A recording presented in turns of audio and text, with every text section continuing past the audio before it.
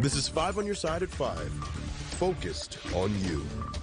Dozens of seniors continue to haul their personal belongings out of a flooded high-rise in Midtown. Many use plastic bags and shopping carts to carry things out of the Heritage House apartment complex. Thanks so much for joining us. I'm Kelly Jackson. And I'm Ann Allred. City officials are rushing to put an aid plan together to help those displaced seniors find permanent living.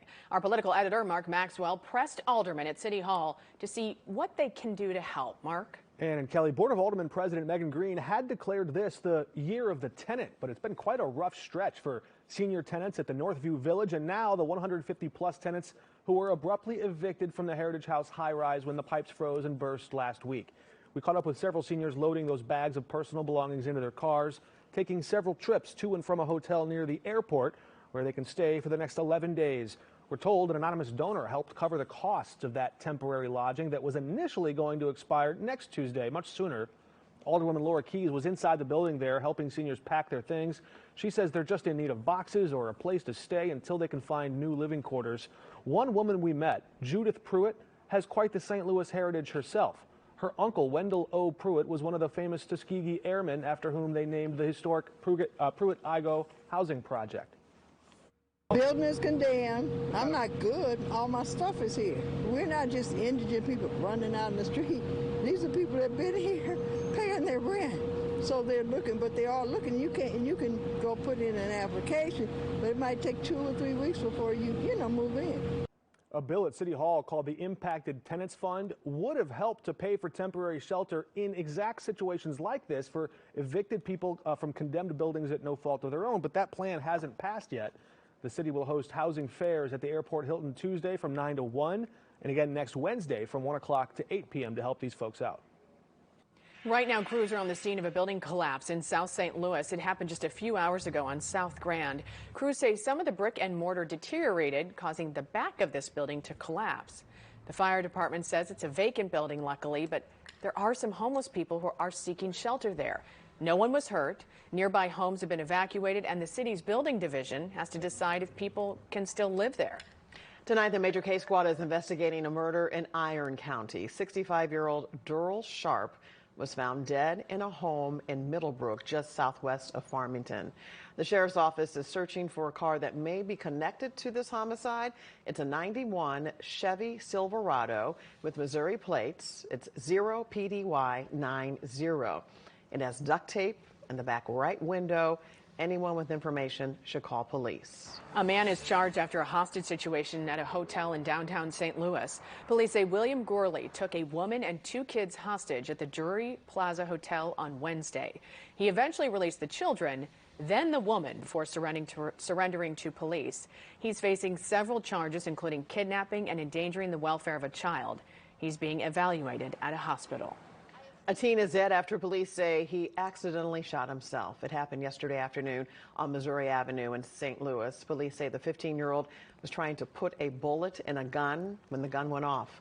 He was shot in the head and died at the hospital. Let's take a live look outside St. Louis over City Park Stadium. Beautiful shot. We did have a break from the rain, but is there any more on the way? Let's check in with Weather First meteorologist Jim Castillo. A stretch of no sun here. Yeah, it's very cloudy, and we've had areas of mist and drizzle in spots, and the clouds will stay with us. So 45 degrees, and that is the high for the day. There's another chance of rain tomorrow, and that is courtesy of a little system going through Oklahoma right now. And again, not a lot of moisture. It's not really tapping a lot into the Gulf of Mexico like the last one really did. But there's enough moisture with this. We have to watch the exact track of it. It does look like the best chance of rain for our area will be south of Interstate 70. We'll have much more on that and Maine weather coming up. But patchy fog, areas of drizzle, mist, cloudy tonight, and about 38. All of us dropping into the 30s. And the weather headlines include the patchy drizzle or mist, otherwise those light rain showers for some of us tomorrow. We'll talk about amounts coming up. Clouds slowly break on Sunday. Well, it's a good question mark, but I'll let you know when the sun is back in just a few minutes. Get our Weather First forecast on your phone by texting the word weather to 314-425-5355, and we'll send you a link. New details tonight about a woman who was found dead in Potosi. Donna I. disappeared earlier this month after a Washington County deputy dropped her off. This was when we were seeing snow, then bitter cold temperatures, and then below zero wind chills. An early autopsy shows she died of hypothermia. Toxicology results are still pending. Tonight, utility crews are continuing to tackle dozens of water main breaks across the St. Louis area. 5 on your side's Diamond Palmer shares what city and county crews are doing to reduce that number to zero. It's been a difficult week for water crews in St. Louis City and St. Louis County. They've been working tirelessly and nonstop to make the repairs. And while there's been progress, it's not over yet. The city of St. Louis reported more than 60 water main breaks on Tuesday. By the next day, nearly 30 of those breaks were restored. As of Friday, the city still has a handful left to repair. Missouri American Water, which serves the county, knows some of their infrastructure is outdated. They plan to fix nearly 60 miles of old and outdated water mains this year. As far as this week, their crews have also cut down on the number of breaks they're working on. Currently, we're working about 7 main breaks. Last week, during the peak of the winter weather, if you will, we were seeing about 30 a day. So things have slowed down significantly, and our crews have been able to keep up, and they're finally getting a little bit of a much-needed break. Utility companies are urging drivers, if they see orange cones or flashing lights, to reduce their speeds for utility crews. Of course, if you are experiencing low water pressure or no water, you should contact your utility company. Reporting in St. Louis, Diamond Palmer, 5 on your side. Handpicked by NASA, students from the Ferguson-Florissant School District are the latest winner of a space exploration challenge. 5 on your side's Tracy Henson got to see the project that set them apart from the competition. The hallways of STEAM Academy Middle School might be quiet, but the ideas here are bold, and students here are getting a chance to work with scientists and engineers from NASA.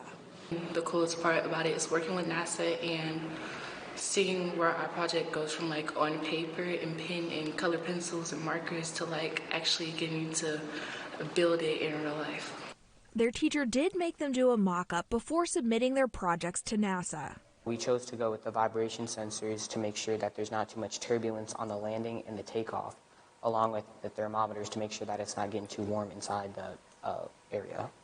Their project will go on a rocket-powered lander destined for a test field that resembles the moon's surface.